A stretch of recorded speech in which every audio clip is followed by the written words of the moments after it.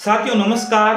आपको और आपके परिवार को इस दीपावली के शुभ अवसर पर ढेर सारी शुभकामनाएं। दोस्त इस वीडियो को अगर आप देख रहे हैं तो इस वीडियो को लास्ट अंत तक देखना, जब जाके आपको समझ में आएगा। अगर आप स्किप कर दिया तो इस वीडियो का कोई देखने का कोई मतलब नहीं है। दोस्त ये वीडियो एक धार्मिक के ऊपर बनाया और खासकर आपको याद होगा कि आज ही के टाइम पे मैंने ये वीडियो क्यों बनाया। क्योंकि आपको पता है कि दीपावली का टाइम चल रहा है। और दीपावली क्यों मनाई जाती है? दीपावली इस वजह से मनाई जाती है कि भगवान श्री राम समस्त राक्षस जाति का विनाश करके अयोध्या लौटे थे, उसी के उपलक्ष्य में ये दीपावली मनाई जाती है। तो दोस्त इससे सीख क्या सकते हैं? सीखने के लिए अपने पास में क्या है? दीपावली से क्या सीख सकते हैं? दीपावली से अपन बहुत कुछ सीख सकते हैं, लेकिन इस वीडियो को लास्ट तक देखना। दोस्त कहा जाता है अगर भगवान श्री राम के अगर कदमों पद चिन्हों पे अगर चल सके, अगर आप 20% भी भगवान श्री राम के कदमों पद चिन्हों पे चल गए तो डेफिनेटली आपकी सफलता में 4 चांद लग सकते हैं। दोस्त भगवान श्री राम से क्या सीख सकते हैं?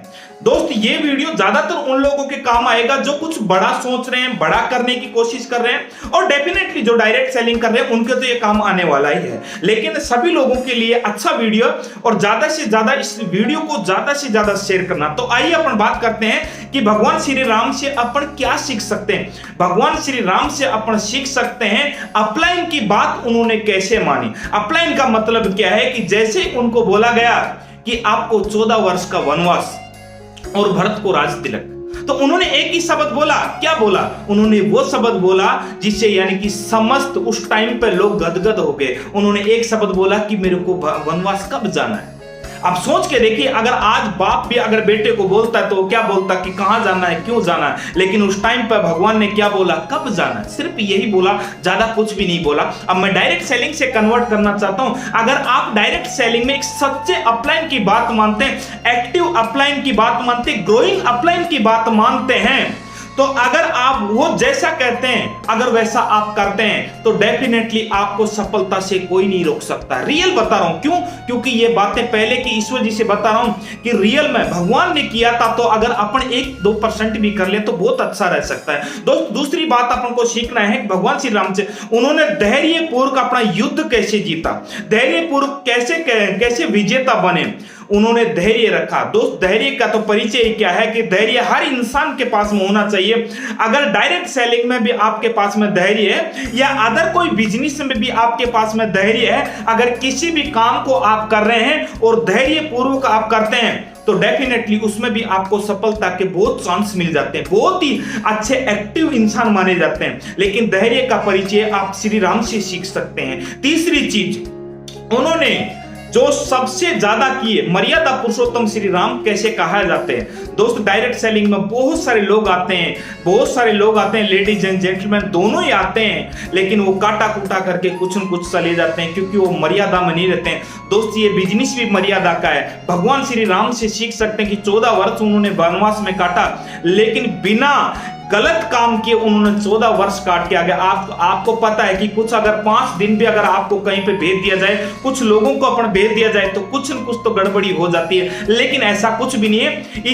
इसी धरती पे 5 या 10% ऐसे भी लोग हैं, 10% ऐसे लोग हैं दोस्त जो भगवान श्री राम के सिद्धांतों को फॉलो करते हैं और आज वो टॉप पे है। दोस्त आज मुकेश अंबानी की बात करता हूं। मुकेश अंबानी कितने सिस्टम से चलते हैं और उन्हीं के भाई अनिल अंबानी कितने सिस्टम के खिलाफ चलते, तो उनका हाल क्या, मुकेश अंबानी का हाल क्या। दोस्त सिस्टम से अगर आप चलते हैं, मर्यादा से अगर कोई काम करते हैं तो डेफिनेटली आपको सफलता में बहुत सारी सफलता आपको जल्दी मिल जाती है। ये बातें मैं क्यों बता रहा हूं? ये बातें इस वजह से बता रहा हूं क्योंकि बिजनेस में अपन को बिजनेस करना है तो यहां से सीखना पड़ेगा। अभी कहा हो जाता है, मैं कोई पॉलिटिक्स की बात नहीं कर रहा हूं, ना कोई किसी धर्म की बात कर रहा हूं। अगर आप गीता को पढ़ते हैं, गीता को मानते हैं, अगर आप गीता को आधी अधूरी भी पढ़ते हैं तो डेफिनेटली आपके 50% ज्ञान है। बिजनेस में भी तो वहीं से लेना पड़ता है ज्ञान, बिजनेस में भी तो वहीं से सीखा जाता है। बड़ी बड़ी मोटिवेशनल स्पीकर इन्हीं ग्रंथों से ही कुछ सीख के आप लोगों को बता रहे हैं। क्यों? क्योंकि उन्होंने वहां से सीखा।